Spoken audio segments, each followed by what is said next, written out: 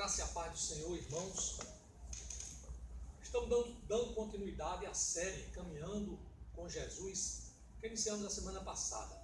Ali nós abordamos sobre o arrependimento. E hoje aprendemos que Jesus nos convocou ao arrependimento. Hoje nós vamos falar sobre o pecado. Esse é o segundo capítulo da série. O pecado. Mas antes de abordar sobre o pecado, eu quero falar sobre o livre-arbítrio. O livre-arbítrio, que foi instituído por Deus, permitindo ao homem que escolhesse entre o bem e o mal, porque estava em jogo a obediência, como continua em jogo a obediência a Deus, o seguir a Deus. Então nós vimos aqui no capítulo 2, versículos 15 a 17 do primeiro livro, Gênesis, que nos ensina, que nos traz a conhecer o que é o livre-arbítrio.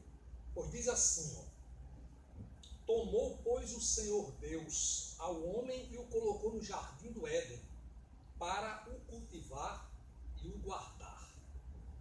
Aliás, nós estamos na terra hoje, no tempo presente, para cultivar e guardar. A ordem de Deus permanece. E o Senhor Deus lhe deu esta ordem. O Senhor Deus lhe deu esta ordem: de toda árvore do jardim comerás livremente. Ou seja, todo o manancial de árvores que tinha as frutas, os frutos, que lá Deus permitia que se comesse livremente. O homem tinha tudo nas suas mãos, inclusive a imortalidade, porque o homem era puro, sobre ele não habitava o pecado. Porém, Deus trouxe uma restrição. No versículo 17 ele diz: mas da árvore do conhecimento do bem e do mal não comerás, porque no dia em que dela comeres, certamente, ou seja, com certeza, morrerás. Veja, essa foi a ordem de Deus. Pode fazer tudo aqui no jardim, comer de tudo, desfrutar, da bondade de Deus, tudo de Deus, aqui. Mas não poderá comer apenas desta árvore, do conhecimento do bem e do mal, porque se você comer dela, você morrerá.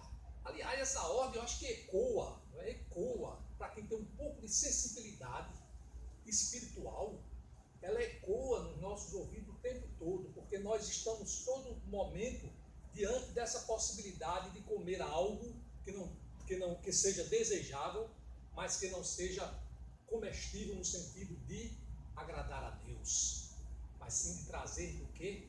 Aos olhos de Deus coisas abomináveis. Então veja que coisa interessante. E aqui, mais na frente, agora falando sobre o pecado, e antes de falar sobre o pecado, eu tenho que dar uma pequena instrução aqui, que nós aprendemos. O pecado na Bíblia, no Velho Testamento, ele é falado mais de 522 vezes. Veja como o pecado, a Bíblia é repleta sobre o pecado. E lá na Bíblia, no Velho Testamento, o termo hebraico é chatá. Perdoe se a expressão não é exatamente essa, porque nós não conhecemos do hebraico. E no grego, ou seja, no Novo Testamento, a expressão é amatia. Tanto é que essa é uma das doutrinas ensinada na teologia sistemática, nos 10 tipos, vamos dizer assim, da teologia sistemática, explicando sobre as doutrinas, as 10 doutrinas. Nós conhecemos a hematiologia, que é exatamente o estudo, o estudo do pecado. Isso aqui é para nos instruir. E sobre essa definição do pecado, ou seja, o que é amatia, nós sabemos que significa, numa linguagem bem direta, errar o alvo.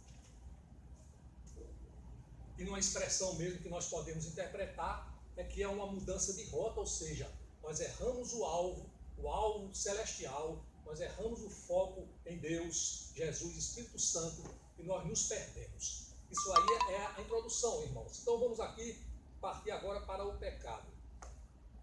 Capítulo 3 de Gênesis, do mesmo livro Gênesis, quando fala sobre a queda do homem, eu estou procurando ser instrutivo, diz assim: mas a serpente, mais sagaz que todos os animais selváticos que o Senhor Deus tinha feito, disse à mulher: é assim que Deus disse, não comerei de toda a árvore do jardim? Respondeu-lhe a mulher, do fruto, ela tem a consciência, não é?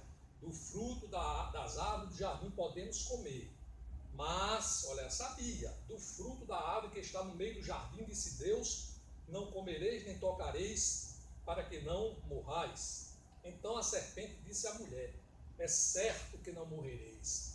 Essa é a palavra do mundo para nós. Nós recebemos ecoa do mundo isso aqui. Não, possa fazer, você deve fazer tudo o que você quiser, porque você é dono de si, do seu corpo, dos seus pensamentos, não precisa ouvir ninguém, e você, como ser livre, você pode fazer tudo, porque nada acontecerá com você. E aí você escolhe o mal, e depois vem as consequências do mal, que não são boas, e aí você reclama, porque não foram boas as consequências. Então veremos. Então a serpente disse à mulher que não morrereis, porque Deus sabe que no dia que comerdes, abrir-se-ão os olhos, e como Deus serei conhecedores do bem e do mal. Ou seja, a mulher, aí ela foi seduzida pela serpente, pelo diabo, a conhecer mais do que Deus lhe proporcionar a conhecer. É isso que nós queremos muitas vezes. Eu até estava falando hoje pela manhã com um amigo lá na academia, e eu dizia a ele que eu não gosto de novidade, eu gosto das coisas, não sei se é porque os seres que dizem metódicos, disciplinados, eles gostam das coisas mais que ele conhece, e não as coisas que ele não conhece. Até por uma questão de, vamos dizer assim, sobrevivência espiritual. Ainda bem que a gente conhece a palavra de Deus. E como a gente conhece, a gente não quer tentar coisas novas, né, que venham a prejudicar a nossa vida com Deus. Então veja bem, vendo a mulher que a árvore era boa para se comer, agradável aos olhos e árvore desejável para dar entendimento, tomou-lhe do fruto e comeu, e deu também ao marido, e ele comeu. Aí está o pecado. Então abriram-se os olhos de ambos, como se antes estivessem fechados, e percebendo que estavam nus, que antes eles não percebiam, porque eles eram puros, eles cozeram as folhas de figueiras e fizeram cintas para si, como se com aquilo ali pudessem se esconder de Deus. E é o que muita gente pensa que é possível, né? Desobedecer a Deus e se escondendo de Deus. Nós teríamos muito sobre no Novo Testamento, porque nós sabemos que, como dissemos, que o pecado está muito citado, e é muito citado no Velho Testamento. Mas como nós estamos fazendo aqui um caminho com Jesus, nós poderíamos citar aqui vários artigos, vários versículos que abordam sobre o pecado no Novo Testamento. Mas nós preferimos citar aqui apenas dois para iniciar. Tiago 1, 2, 15, a carta de Tiago 1, 12, 15, 1, 12, 15, vamos ver aqui.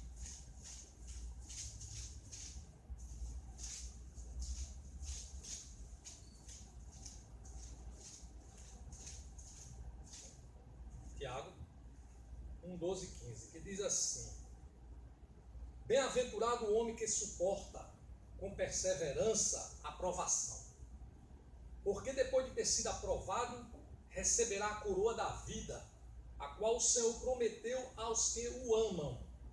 Ninguém ao ser tentado diga, eu sou tentado por Deus, porque Deus não pode ser tentado pelo mal, e Ele mesmo a ninguém tenta. Ao contrário, cada um é tentado pela sua própria cobiça, cada um é tentado, e quando esta o atrai, o seduz. Então a cobiça, depois de haver concebido, dá à luz o pecado. E o pecado, uma vez consumado, gera a morte. E Romanos 3:23, carta a Romanos 3:23, o apóstolo Paulo nos ensina assim, 3:23. Pois todos pecaram e carecem da glória de Deus. Aleluia. Então nós podemos ver, irmãos, que o pecado, ele é sedutor. Ele nos atrai para o braço do diabo. Ele nos faz perder o nosso senso, né, de obediência a Deus. Agora é bem interessante, porque hoje, infelizmente, a doutrina do pecado, ela já não é mais pregada nas igrejas, com raríssimas exceções.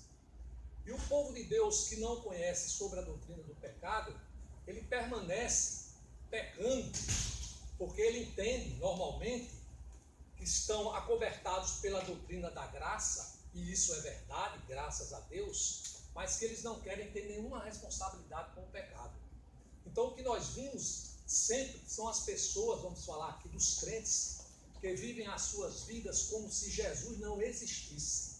Não se preocupam com o seu pecado, imagine, quiçá, com o pecado alheio, com o pecado dos irmãos, com o pecado dos outros.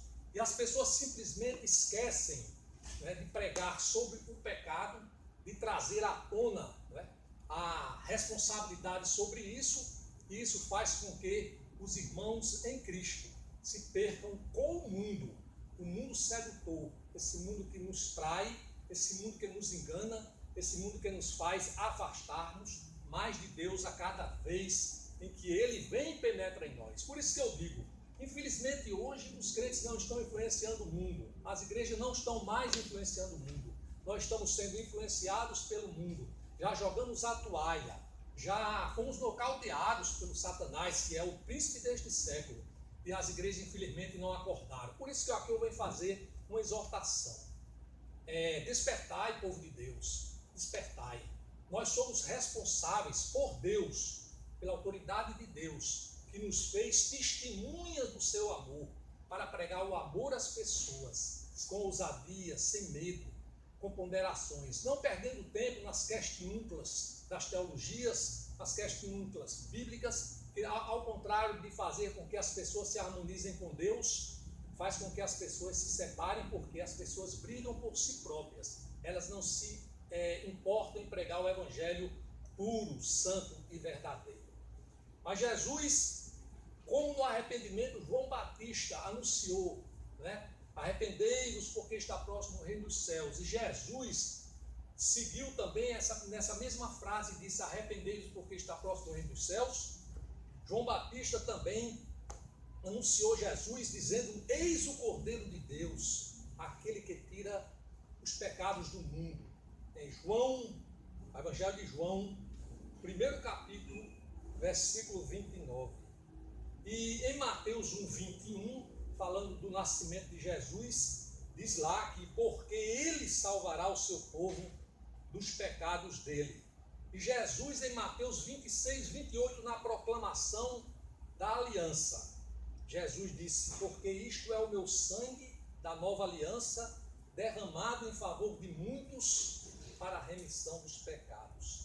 É claro que existem muitas passagens em que Jesus perdoa pecados, Jesus fala sobre as trevas, e Jesus, apesar de ele não falar na palavra pecado, no seu sermão da montanha, ele anuncia os pecados, vamos dizer, que são mais, que mais aparecem, que mais acometem as pessoas. E ele lá fala sobre o homicídio, quando ele nos ensina que homicídio não é matar somente o outro fisicamente, mas só ter no desejo no coração de fazer mal a alguém, desejar mal a alguém, ao próximo. Isso aí está sobre o pecado do homicídio. Fala sobre o adultério, fala sobre a vingança, fala também sobre os juramentos falsos, e ali ele finda o sermão da montanha com os dois fundamentos, e também falando da porta, das duas estradas, em que há uma porta ampla para a perdição e uma porta estreita, que é o caminho de Jesus. A evidência, irmãos, que aqui, encerrando a nossa reflexão, nós queremos pensar sobre o pecado. E aqui nós queremos exortar, mais uma vez, os irmãos a pensar sobre isso. Será que nós estamos praticando o evangelho, anunciando sobre a doutrina do pecado, do arrependimento em primeiro lugar, e sobre o pecado? Essa é uma questão que nós devemos fazer, e nós não devemos simplesmente cruzar os braços e ficar esperando. Nós devemos levar as pessoas ao conhecimento dessa doutrina. E aí eu quero dar um testemunho, não para exaltação do homem, claro, e a evidência, mas para trazer aqui um testemunho. Nós que fazemos um ministério de evangelismo e vamos aos bairros da nossa cidade com muita humildade, mas para honrar o Senhor, para glorificar ao Senhor. Nós já convidamos mais, isso com certeza, irmão, nós convidamos mais de 200 crentes para participarem desse evangelismo. Não precisa dizer a resposta. Poucos são os que querem pegar no arado. Poucos são. Porque as pessoas, elas querem se livrar dessa pecha do pecado fugindo dele. Elas não querem receber de Jesus, não querem aceitar o poder que Jesus deu para pregar o Evangelho e querem simplesmente se envergonhar do Evangelho, mas Paulo nos ensinou, eu não me envergonho do Evangelho. Então, irmãos, sobre o pecado é isso. Vamos ler, vamos refletir sobre isso mais. O tema é amplo, é muito amplo, e na próxima semana nós vamos saber o que devemos fazer com esse pecado. Adultério, homicídio, mentiras. Lá em Apocalipse fala que a serpente, Apocalipse 20, versículo 2, que essa serpente que eu iniciei ali falando sobre o pecado, ela é o Satanás, é o diabo. Está lá, pode conferir, irmãos. Então, assim, agradecendo a Deus por esse momento, por esse espaço, queremos convidar os irmãos para no próximo capítulo falarmos sobre a solução dos pecados. E uma das soluções do pecado não é ficar, quer dizer, a solução do pecado não é ficar de braços cruzados, é abraçar-se a Jesus. Mas aí nós vamos falar mais, de uma forma mais detalhada sobre essa possibilidade. Obrigado, Senhor. Obrigado aos irmãos que assistem, obrigado às pessoas que desejam sim estreitar seus laços com Jesus. Não querendo ser apenas um cristão de banco de igreja, quando muito, mas nem um cristão que ora apenas para si mesmo, não um cristão que tem vergonha de falar do Evangelho de Jesus, de um irmão que busca a fama, que busca a glória para si mesmos, mas não sabem que somente através do Senhor nós podemos ser verdadeiramente bem-aventurados. Aleluia, Senhor. Glória a Deus. Até a próxima. Glória a Deus.